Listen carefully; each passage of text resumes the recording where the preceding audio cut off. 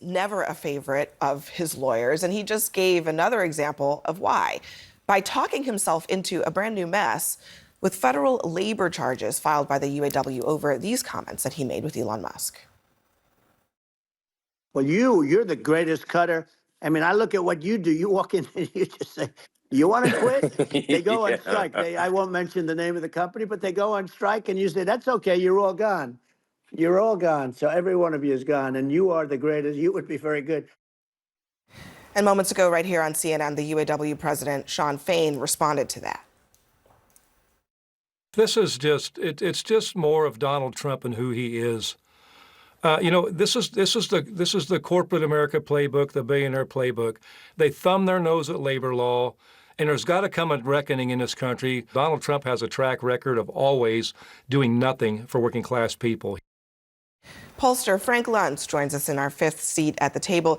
Frank, I noticed in the clip with Trump and Elon Musk is laughing nervously in the background because I think he understands that it's a violation of federal labor laws to threaten firing for people who go on strike. But this also undermines Trump's big pitch to American labor, to the white working class, that he says he's stealing from the Democrats. How big of a problem did he create for himself? Well, he was drawing an unusual number of, and I noticed that the union officially used the phrase working class. I've been doing focus groups now for 35 years, and the people that he's describing hate to be described that way. They don't see themselves as working class. They're paycheck to paycheck voters. And they actually say, that's me. Somebody's trying to pay their bills at the end of the week or end of the month. And Trump has been successful among those people. This is what he's going to do. And while we were off the air, you're making a comment that Trump's going to, under this pressure, he's going to continue to say stuff that's more and more extreme. I agree with that. But I assure you that Donald Trump is doing better among the average union member, not teachers' unions and not the unions for government, but everybody else, the trades, the people who work with their hands. He's doing better among them than any Republican has done in decades. This is not going to be a problem for him. The union leadership is more divided from their membership, and the louder that it gets, the greater the divides are going to come. And in my focus groups, and this is remarkable to me, the union membership says they don't speak for me. And I've been doing this now since I hate to say this, 89, 1990. I've never had union people publicly say they don't speak for me. It's such an important point, but I want to dig a little bit deeper because we talk about this a lot. Union members supporting Trump. Trump there is saying he would bust unions. You have Sean O'Brien, the head of the Teamsters, who spoke at the RNC. This is what he said today as a result of that clip. Firing workers for organizing, striking, and exercising their rights as Americans is economic terrorism. He spoke at the RNC for Donald Trump. Yes, there is a divide, but I think the divide is not about the economics of it. It's not about labor policies. It's a cultural thing. Yeah, and also his speech at the RNC wasn't very well received. There were points where you could have heard a pin drop in that room because of some of the things that he said, and the Republican Party traditionally wasn't very pro-labor. So there's kind of an identity crisis going on there. But we also see that Kamala Harris is doing better in polling out this week with that constituency as far as the white middle class. A lot of them are labor union folks in the battleground state. She's gained 9 points, and this is something that should concern the Trump campaign, that she's making inroads in these battleground states with these non-college educated white voters.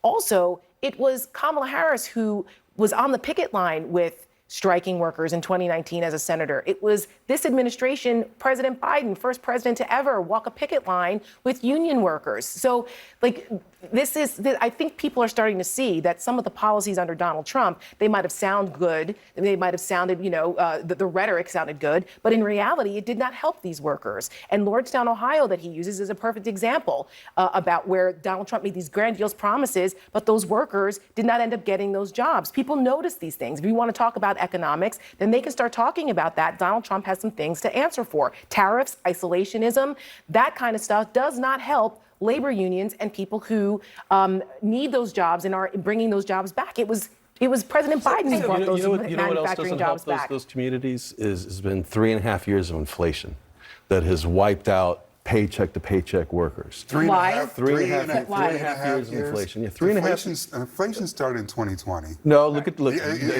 Global inflation started. Record global inflation started in 2020. February of 2021 is when you saw the numbers shoot up. Prior to that, it had been under 2%. Remember 2020? I'm just telling you the facts as they exist. I know the You may facts not like as well. them. That's fine. I I'm know giving you too, the because I exact report month. those facts too. Yeah. Global inflation, record global inflation started in 2020. Okay. Getting back to what I said, U.S. inflation, because we're having a U.S. conversation. Oh, we're not in the U.S.? We're not on the globe? Well, inflation started to come up in the last 3.5 years under Biden. Prior to that, it didn't exist. And so those working class... exist. Well, it didn't affect the commuters under 1.9%. So even during Trump, it never hit that. Create the inflation because of the Supply chain. money and supply chain as I was and the saying, checks for those people. communities have been wiped out by inflation for 3.5 And it went from years under Joe Biden. 9% to 2.2 now under Biden. What about that? It was 9% in 2021 as an overhang from Trump. Brian, Failure with COVID. Just real quick, because as I said, if you can't I'm not making up the facts. I've written about this for quite some time. When the world shut down, one of the first things that happened was China obviously wasn't able to finish what their orders with the supply chain. What happens when there's a higher demand and not enough of the supply? What happens when you pump a lot of money happens, into the Brian? At the economy? same time, So- though, What happens when you this pump a lot of trend that money we're into talking the- about with labor preceded all of this. It preceded inflation. It preceded Biden. Yeah. It was going on, Frank, you know this, in 2016. That's one of the reasons Hillary Clinton struggled in the blue wall. What's strange is that Trump's language was really brutal, and a lot of people were offended by it.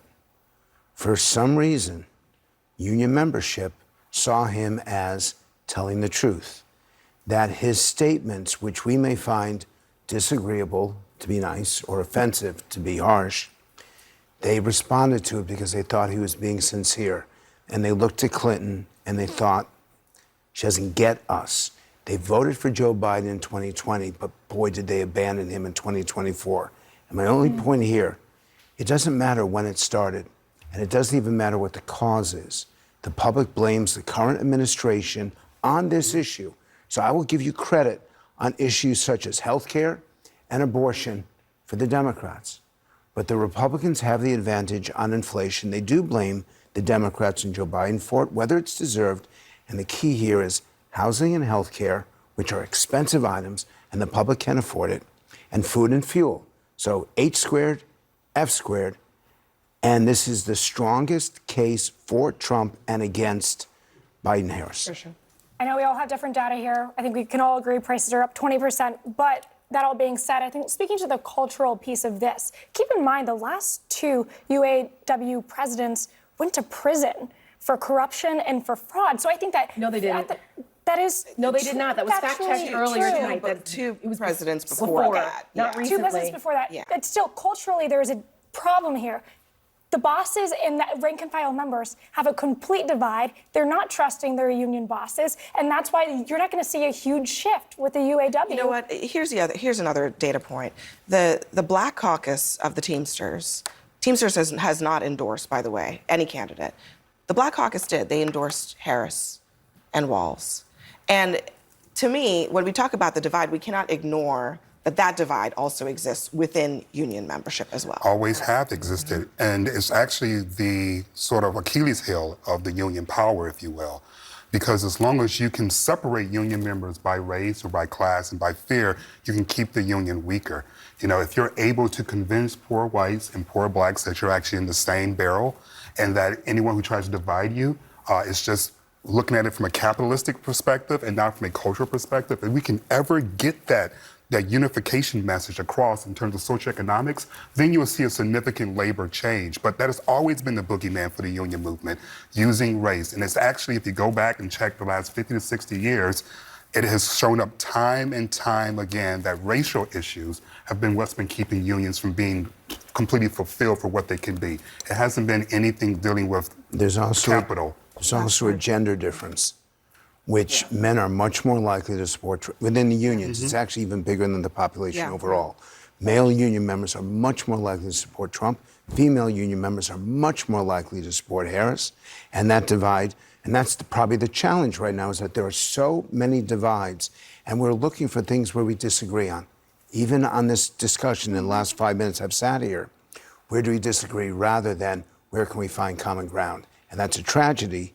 And regardless of who wins or loses, we're going to have to find this common ground when this is done, because we can't be fighting like this and expect our country to move That's forward.